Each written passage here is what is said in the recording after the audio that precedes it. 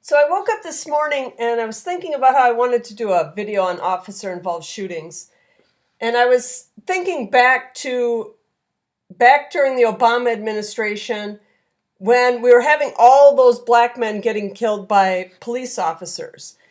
And I had remembered seeing a video, probably on this platform, about this lawyer who had been going around telling black people if they got shot by police, he could get them millions of dollars. And then not long after I saw that, that was when the Philandro Castile shooting happened in Minnesota. And that was the one where the girlfriend had filmed the whole thing. And I remember during that video that she was filming, she kept saying they shot him in the arm, they shot him in the arm. When I'm watching it going, they didn't shoot him in the arm. Like, I could clearly see from the video he hadn't been shot in the arm. And then the next day, they had a protest at the governor's mansion, protesting against police officers. And NBC was there, and they were filming it live. And the video, they were interviewing her, and the video showed her telling them, I would have filmed the shooting, but I didn't think people needed to see that. And I remember thinking, why is she saying I would have filmed the shooting like she knew he was going to get shot? And then all these things kind of like started putting together in my head, either rightly or wrongly, that you got these black attorneys out there telling people that if you're black and get shot by the police, I can get you millions of dollars. And then you have this guy, this Philandro Castile guy. I don't even think he was like a bad guy. I mean, he might have been dabbling in bad stuff, but I think he was a teacher or somebody that he worked in a school. I don't know what his position was, but he worked in a school. And then you have this girl saying, I would have filmed the whole thing like she knew that he would have gotten what was going to get shot. And so it made me start thinking that there's a lot of reasons that people were or still are getting killed by police. And most of them aren't really the police's fault. Some of them are, there's bad cops, but most of them really aren't. And I don't know if that story was interesting to anybody, but I was thinking about it this morning.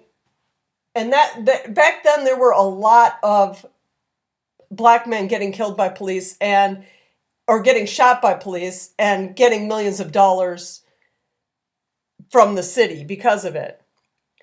But anyway, that's what spurred this video, so I wanted to do this video. So let's look at some officer-involved shootings from the last few days. And we're going to start in Washington, Pennsylvania, where 38-year-old Eduardo Lee Hoover Jr. was killed by the police. Police chase originated in Mount Pleasant Township. Let's see what we got. While investigating a report of a reckless driver around 5:15 p.m., police said they tried to pull over a Dodge Ram truck, but the driver didn't stop, starting a miles-long chase that continued into Jefferson Avenue into the city of Washington. 38-year-old Eduardo Lee Hoover Jr. slowed down on Jefferson Avenue, which state police said allowed them to get in front and behind of his truck. Police said Hoover stopped his truck, put it in reverse, rammed the front of the cruiser, then pulled forward and hit a utility pole. When he put the truck in reverse again and accelerated toward responding officers, state police said officers with Smith Township and Mount Pleasant fired their weapons, hitting Hoover. Officers took Hoover from the car and tried to render aid, but he died at the scene.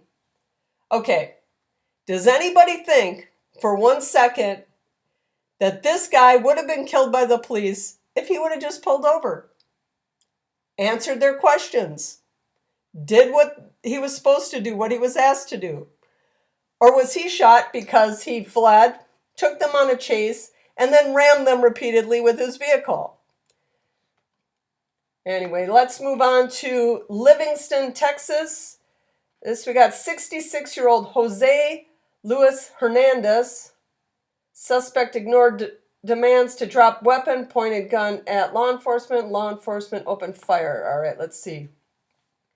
Texas Rangers are investigating a deadly officer-involved shooting in Livingston. It happened Sunday night. Rangers say Livingston police responded to a report of a man with a gun. But when they ordered him to, in both Spanish and English, to drop the weapon, he refused. According to the Texas Rangers, the man then pointed the gun towards the officers and they opened fire. He was rushed by ambulance to the hospital where he was pronounced dead. So again, he pointed the gun at the officers and they shot at him.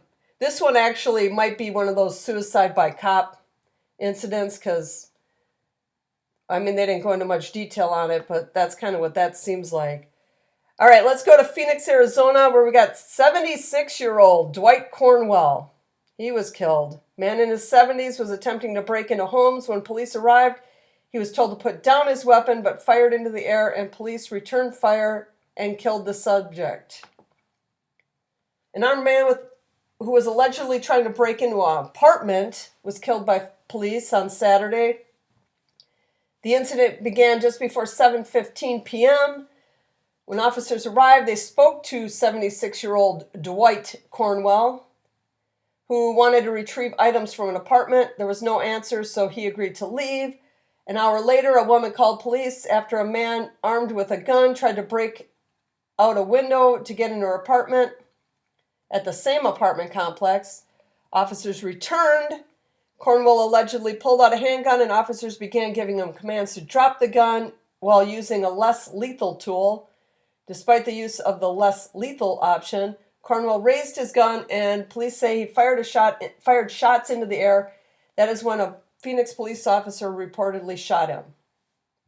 Okay, so this guy was there looking for trouble. And if you're shooting, anybody knows if you shoot a gun in the presence of a police officer, they are going to fire back. Even if you're shooting into the air like this guy did. But this guy was what? He was 76 years old? I mean, you'd think you'd grow out of this stuff at some point. Okay, Los Angeles, California. Just says a male subject was killed. According to the Southgate Police Department, the shooting occurred around 7:12 p.m. Officers from multiple agencies involved with the task force carried out searches of various locations, primarily homeless encampments along the Los Angeles riverbed. The searches involved members from a bunch of different task forces. At one of the 8 targeted locations, the suspect was spotted and he fled into the truck yard. The unidentified suspect was confronted by a Southgate police officer who was attacked by the suspect. The suspect tried to take away the officer's gun and eventually punched the female officer in the face, who responded by shooting the suspect. A gun was recovered at the scene. Officers taking part in the search have been warned in advance that the suspect was believed to be armed and dangerous. Okay, so you're fleeing from the police and you attack a female officer, try to grab her gun, and then punch her in the face. What do you think is going to happen? I mean, this is the stuff when they're having the talk with their children about stuff. This is the kind of stuff they should be teaching them not to do. They should be teaching them not to run, not to punch or be physical with the police officers, not to produce guns. Obey the commands. If you get pulled over, you get pulled over. Half the time, these guys, they put them in, even if they have criminal charges against them, they're in jail for like an hour and they're released. I mean, it's no reason to even flee anymore. You get released like literally, you get pulled over at lunch, you're home by dinner. Okay, let's go to Champaign, Illinois, where 30-year-old Bennet Eiermann was killed. Subject was wanted on domestic incidents, shot self in the head when approached by police. Okay, pronounced dead at the hospital. Okay, so this guy shot himself. On Wednesday, an Urbana woman filed a petition for an order of protection against Mr. Eiermann. A hearing had been set for later this month. The sheriff said Eiermann allegedly broke into the home of the woman's mother and killed her dog by breaking its neck on March 29th. That's classy. Then on April 1st, allegedly came back to the home and got into an exchange of gunfire with the woman's mother. Man, an autopsy on Mr. Eiermann is set for Saturday. They said he died from a single gunshot wound to the head. The incident unfolded in front of the sheriff's deputy who approached Mr. Eiermann when he came out of the store at 11:35 a.m. None of the deputies fired any shots. So this guy was, this happened, he started his little rampage on the 29th. This happened on April 5th. And on the 29th is when he broke the neck of the woman's mother's dog. And then he goes back to that same house a couple days later. And then a few days after that, he ends up shooting himself because he gets caught by the police. He was not in a good place for the last week or so. All right, let's move to Cottontown / Walnut Grove, Tennessee, where 28-year-old Zachary Hoffman was killed. Deputies fatally shot a driver after hours-long standoff following a vehicle pursuit. Let's see at this one. Preliminary information indicates that at approximately 3 a.m. today, officers in Florence, Alabama began pursuing a driver. The pursuit proceeded through Lauderdale County, Alabama, during which deputies reported being fired upon by the driver and utilizing spike strips in an effort to stop the vehicle. The pursuit continued into Wayne County. The pursuit ended in the Walnut Grove community at approximately 3:30 a.m., so that's about 30 minutes later. The pursuit ended when the involved vehicle became disabled. According to information from the scene, the driver refused to get out of the vehicle or let the two passengers exit. As part of a mutual aid agreement, the Jackson Police SWAT team responded to assist. At some point during negotiations, one of the passengers was allowed to exit the vehicle. At approximately 8 a.m., so this is 5 hours after this thing started, for reasons still under investigation, shots were fired and the driver was hit. He was pronounced deceased at the scene. So they negotiated with this guy. It started at 3. The vehicle was stopped at 3:30. So they negotiated with this guy for over 4 hours. At any point in that, he could have stopped this. He could have got out of the car. He could have surrendered. He could have let the other victim that he had held hostage in the back of the vehicle, he could have let them out. So plenty of time to get out of this one and not get yourself killed. All right, this one is in Birmingham, Alabama, where 28-year-old Tedarrius Quentez Smith, he was killed. Let's see what old Tedarrius Quentin Smith was up to. One person was shot and killed in Collegeville Monday, April 3rd. The shooting happened on 30th Court Street, whatever. Chief Deputy David G. with the Jefferson County Sheriff's Department says around 1:19 p.m. a deputy attempted to stop 28-year-old Tedarrius Quentez Smith on a traffic violation, and a vehicle pursuit began in Fairfield, ending in Collegeville area. Police say Smith exited the vehicle and fled from the deputy on foot. During the incident, Smith was struck by gunfire after pointing a gun at the deputy. Smith was pronounced deceased at the scene. No officers were injured. Okay. They're trying to pull him over for a traffic violation, but Tedarrius Quentez Smith does not want to get pulled over, so he flees, and then he's pointing a gun at the police officers as he gets out of the vehicle and starts running. I don't know what these people are thinking, because it's obvious they're going to get shot. If you obey what you're supposed to do, if a cop pulls you over, I literally just got pulled over 2 weeks ago. I was in Sioux Falls working. I was there for work, so I had a rental car. And Sioux Falls is really boring, so I was driving around all over the place just trying to find things to do, just like seeing what towns look like and stuff like that. And I get pulled over. I was actually in Minnesota, I think, right across the border there.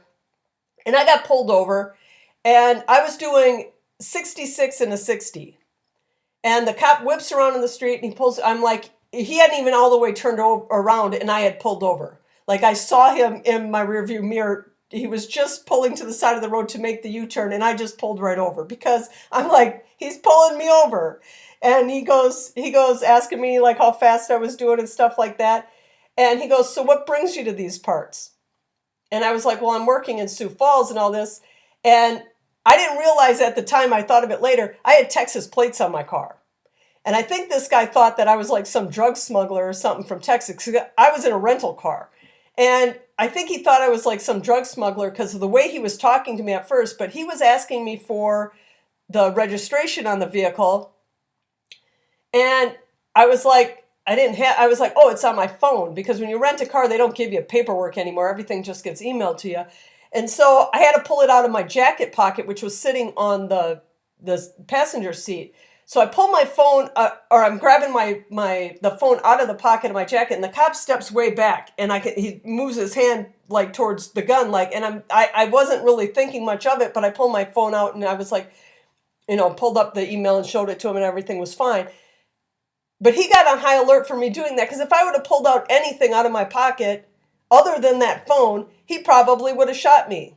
Now, it wouldn't have had anything to do with what color I am. It would have had to do if I'm pulling something out of my pocket that looks like a gun or something and I get shot, that's my own fault. But he ended up letting me off with a warning because, it was a rental car. He literally, I was convinced after I drove away that he literally pulled me over because of the Texas plates on the vehicle. So anytime I rent a car now for work, when I'm in a different city, I'm going to make sure it doesn't have Texas plates because I'm almost can guarantee you that's the reason he pulled me over. Because it was like, so what brings you to these parts? And I was like, well, that's an odd question. But anyway, well, those are some officer-involved shootings and some other little interesting stories about getting pulled over by the police and not getting shot. So thanks for watching.